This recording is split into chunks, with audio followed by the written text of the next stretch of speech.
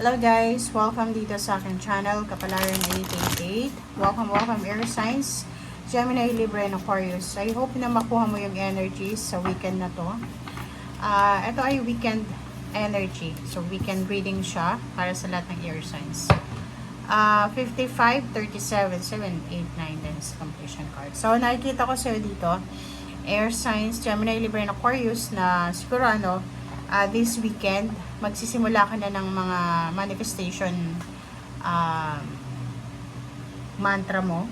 Yung iba naman, magsusulat ng New Year's resolution. Parang ganun ang nakikita natin. Yung iba naman, may abala sa pagkanta.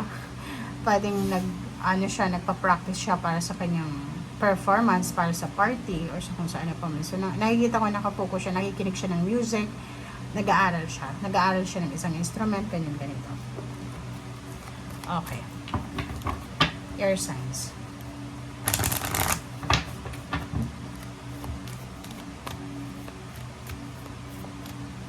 Okay, peace offering and yoga. So, may air signs dito na pwedeng makatanggap ng peace offering sa mga galing sa mga earth signs, Virgo, Capricorn, or Taurus, or pwedeng ikaw yung mag-offer ng peace offering sa mga ibang zodiac sign.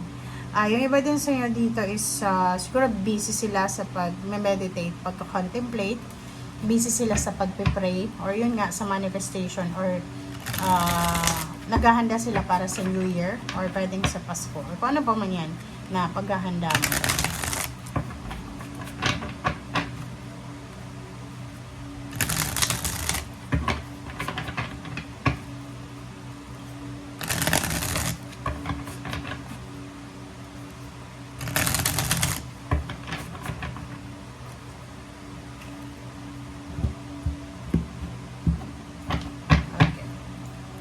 First card natin is, wow, Justice card.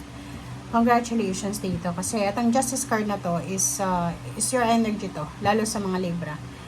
Sinasabi sa'yo dito ng barahan na, especially yung Libra, posibleng makamit mo sa weekend na to yung hustisya na parang justice na minamanifest mo or pinagpipray mo.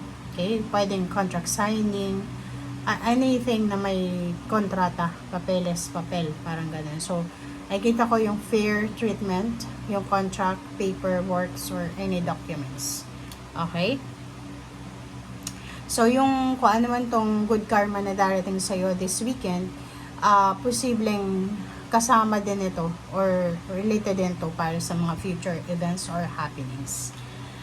Mayroon tayo ditong mga trabaho, kontrata, papeles na pwedeng na-delay and then matutuloy na siya. So, for example, gusto mong lumipat ng bahay, yung pagpirma mo ng kontrata sa bahay, pagbili ng sasakyan, hindi siya matuloy-tuloy, but this weekend, may pagkakataon na itong matuloy. Okay?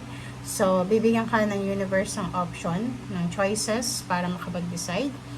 Bibigyan ka niya ng parang pagpipilian. Okay?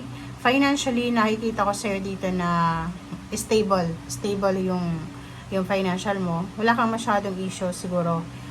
Nagpapahinga ka sa ngayon, or siguro hindi ka masyadong nag-iisip para sa pera kasi meron kang konting itinatagong pera or nakatago dyan, or pwedeng alam mo na may source ka ng financial na anytime pwede mo siyang malapitan. So, nakakita din ako sir dito ng suporta. You are financially and emotionally supported ng mga tao, so at peace ka dito.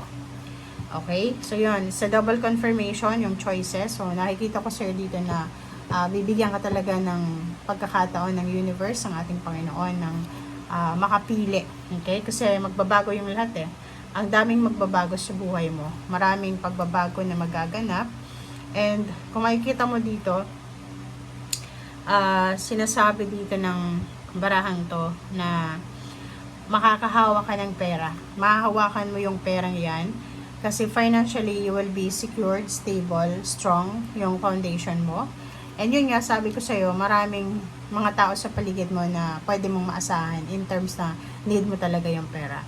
Meron ditong financial opening ng portal opening. Portal opening ng financial. Okay? So, may gateway of financial success na mag-open sa'yo. Like parang biglang may mag-offer sa'yo ng work or business, pwedeng mag-offer lang sa'yo ng pera. Like pautangin ka kahit hindi ka naman umuutang, siguro sobra-sobra yung pera niya. And nakikita ko sa'yo dito na mahahawakan mo tong pera na minamanifest mo. And siguro for several years, hindi masyadong maganda yung paghawak mo ng pera or hindi masyadong maganda yung flow ng money. But this 2025, nandito yung King and Queen of Pentacles. Sinasabi na magiging sobrang stable, magiging sobrang secured ang iyong financial na pamumuhay. Okay? If you're planning for a relocation, new job, new career move, or pwedeng bibili ng sasakyan, magta-travel, possible siya kasi nandito na yung stability na matagal mo nang hinihintay. Sobrang happiness, sobrang joy and prosperity and abundance yung feeling mo, okay? Kasi parang nakikita mo na nakasurvive ka sa mga pagsubok mo financial, lalo na sa emotional, and nakikita mo na yung portal ng financial sa'yo, malaki yung pagkabukas niya. So, hindi ka mauubasan, okay? Unlimited flow ng money ito, okay? So, yun. Family life, nakikita ko na sobrang maayos yung takbo ng family mo. Sobrang stable. Sobrang stable na to, okay? Huwag nyo tong i-take for granted kasi sinasabi na yung pamilya mo, kahit hindi direct na ikaw yan, pwedeng hindi ikaw yung makatanggap ng lump sum of money, pwedeng one of your family members ay posibleng magkaroon ng financial success na hindi mo in-expect. Pwedeng manalo yan sa loto, diba? Kailangan mo daw lumabas sa comfort zone mo if gusto mong mag-success sa buhay mo. Okay? Mag-succeed pala. Kung gusto mong magsimulang mag-diet, gusto mong magsimulang maghanap ng trabaho, gusto mong magsimulang mag-apply ka ng mataas ng posisyon sa trabaho, or kung ano man ang gusto mong gawin, sinasabi dito na simulan mo na siya sa ngayon. Okay? Lumabas ka sa comfort zone mo, huwag kang matakot.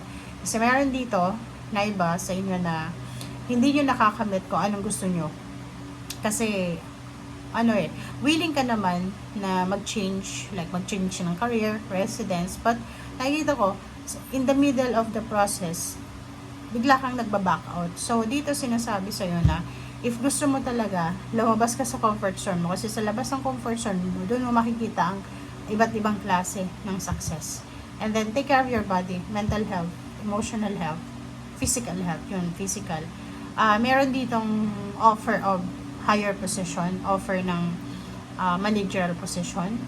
May offer din dito na pwedeng magdala sa'yo ng parang empowerment to. Di ba yung power?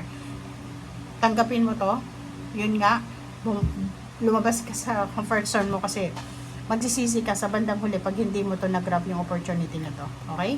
So, grab the opportunity as soon as possible. Thank you guys. Bye!